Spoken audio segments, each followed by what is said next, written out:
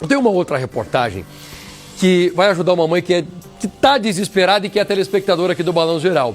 Mas vamos mostrar o drama dessa mãezinha que não quer que a morte da filha dela fique impune.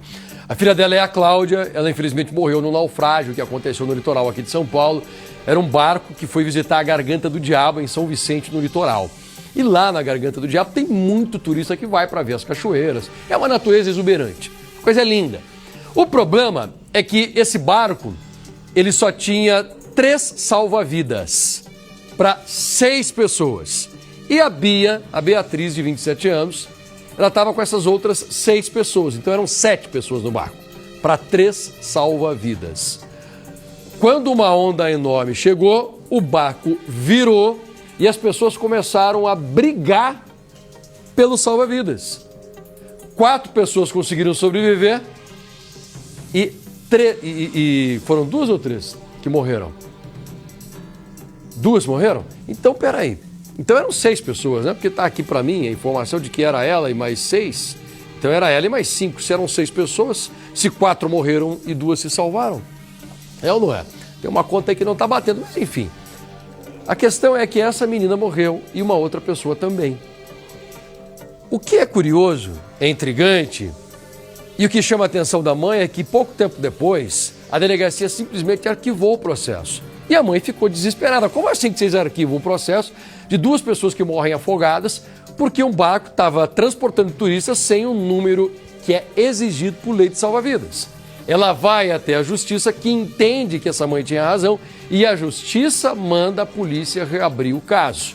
Agora o piloto do barco voltou a ser ouvido, o dono da embarcação também vai ser ouvido, e a mãe quer que esse caso, dessa vez, seja investigado com mais clareza, com mais propriedade. É por isso que nós fomos fazer essa reportagem. Para entender se a polícia está tomando os devidos cuidados para colocar nesse inquérito policial quem realmente teve a culpa por essas mortes.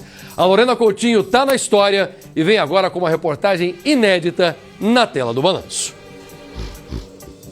Além de ter que se despedir para sempre da única filha, Cláudia viu a investigação sobre a morte da pessoa que mais amava no mundo ser enterrada. Aqui me dá dor no peito, entendeu? Uma saudade imensa. Porque foi aqui que eu perdi minha filha, né? Então, eu não gosto daqui. Eu posso ir para qualquer outro lugar, menos essa parte. Um segundo impacto, um segundo luto.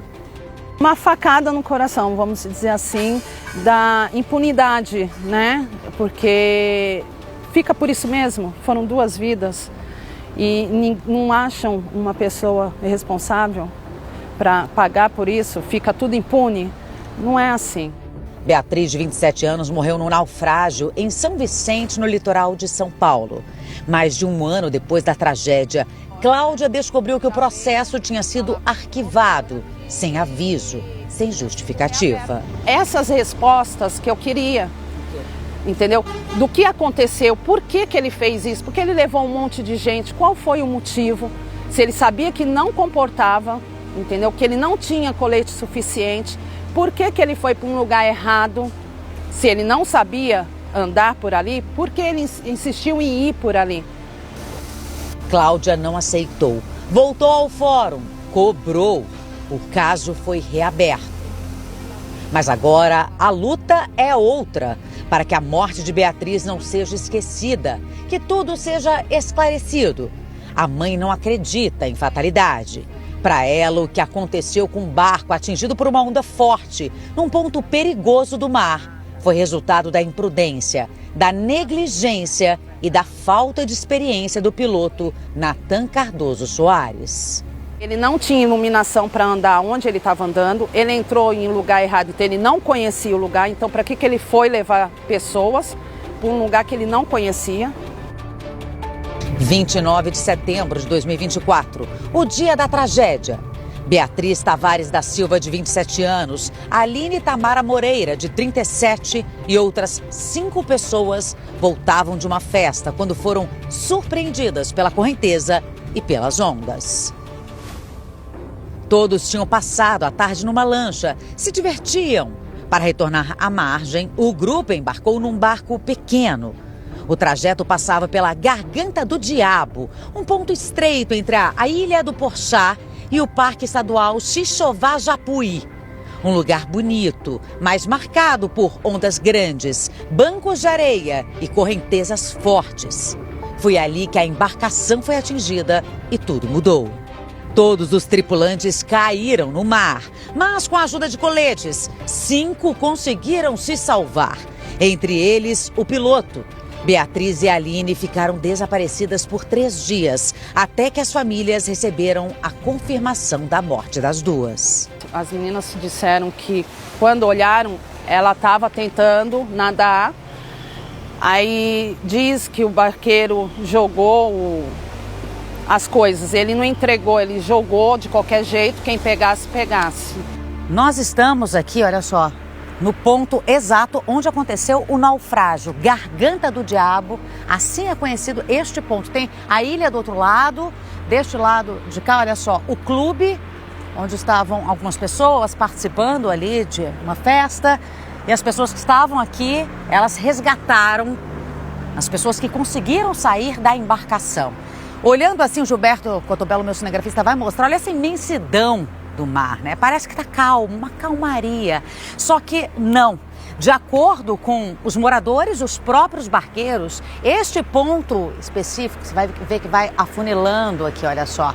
Tem a entrada da Baía de São Vicente, nós estamos aqui no litoral sul de São Paulo, e esta fenda aqui, ela é extremamente perigosa por causa da correnteza e as ondas, tá? Aqui batendo, vê se você consegue mostrar para mim, as ondas batendo, olha só, nas rochas, e tem dias que chega a 3, 4 metros de altura.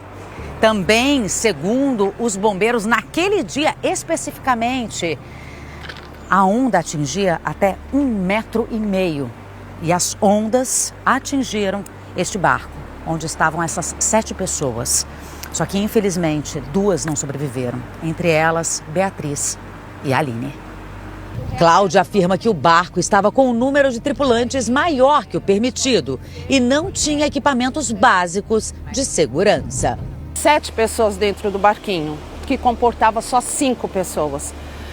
Informaram que estava embaixo do banco, tá? Mesmo se naufragou, se bateu nas pedras do barco e afundou, esses coletes viriam à tona, né? E os bombeiros só encontraram 3 coletes. A Marinha instaurou o inquérito e a Polícia Civil investigou o caso. Relatórios apontaram negligência, imprudência e imperícia do piloto. Sobre as lesões corporais, o Tribunal de Justiça declarou a extinção da punição do piloto. Isso porque as 2 vítimas não se manifestaram. O Ministério Público pediu a folha de antecedentes para avaliar um acordo. Mas o processo foi arquivado antes da entrega do documento. Destacou ainda que houve um erro de cartório, que depois foi corrigido. As provas juntadas aos autos demonstram que não houve culpa por parte do investigado. Inclusive, os testemunhos das pessoas que sobreviveram deixam claro que ele pilotava o barco com destreza, habilidade e capacidade, acreditando que o acontecido teria sido uma fatalidade. A investigação por homicídio culposo, quando não há intenção de matar, segue. Cláudia sabe que nada trará Beatriz de volta, mas ela quer respostas. Se aconteceu isso e ficar impune, entendeu? Vai ter outras, porque vai ter o barco que vai passar, que vai acontecer, porque não vai colocar colete, porque não vai ter a iluminação, entendeu? Superlotação também, mas eu quero que não fique impune isso, não fique no esquecimento também. Eu tinha feito aquela pergunta de quantos eram, né? Então eram 7 pessoas, são 6 turistas mais o piloto. Então 5 sobrevivem, né? 4 turistas e o piloto, e 2 pessoas morrem. Só que aqui é o seguinte, a advogada de defesa fala que o piloto estava pilotando com destreza, mas esta não é a questão. A questão aqui é o seguinte, todos os barcos que oferecem esse tipo de serviço são obrigados a terem pelo menos um salva-vida por passageiro. Ali tinham apenas 3. E aí, Lombardi, o piloto e o dono da embarcação podem ser responsabilizados por essa morte, né? Fatalmente, eles serão responsabilizados exatamente pela falta dos equipamentos todos. Agora, você viu que a mãe diz numa parte da entrevista que uma das pessoas que sobreviveu, um dos sobreviventes, que eles jogaram. Só tinham 3 coletes salva-vidas para 6 pessoas, 7, junto com o piloto. Eles jogaram as coisas e a filha tentou pegar de qualquer jeito e acabou caindo quando virou a embarcação. Realmente é uma situação muito delicada, muito delicada. As pessoas têm que ser punidas, tem que ter punição. E eu entendo que o piloto deve ser um pai de família, que tem lá as suas contas para pagar. Poxa, eu lamento muito isso. Só que tem que ter responsabilidade.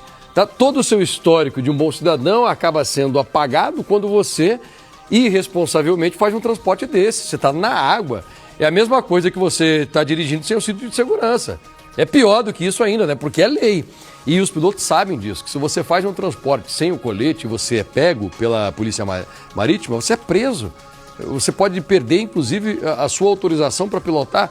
Você sabe disso, então por que faz? É ou não é? Não dá para transportar gente aqui no litoral de São Paulo. Nós temos todos os anos milhares de turistas que são transportados. Não dá para continuar com essa prática. Vamos continuar até o final da história. Agora, né? Final de ano, férias, todo mundo vai para a praia. E aí, até para andar naquele... Jet ski. Toma cuidado, viu? Agora, chega o final do ano, tem gente que compra um jet ski e quer ganhar um dinheirinho. O cara aluga o jet ski para você. Mas, gente, se você for pego andando de jet ski e você não tiver autorização para pilotar, o cara que está te alugando, ele quer ganhar o dinheiro dele. Ele vai falar que não dá nada. Se você for pego, você pode ser preso. Mas sabe o que é pior ainda? É que se você sofrer algum acidente e machucar alguém, ou se essa pessoa morrer, você pode ser preso por homicídio. Então, será que vale a pena pilotar um jet ski, principalmente num lugar que tem muito banhista? Abra o teu olho, porque aqui no litoral de São Paulo tem gente alugando para quem não tem autorização. E os caras falam que não vai dar nada, e pode dar.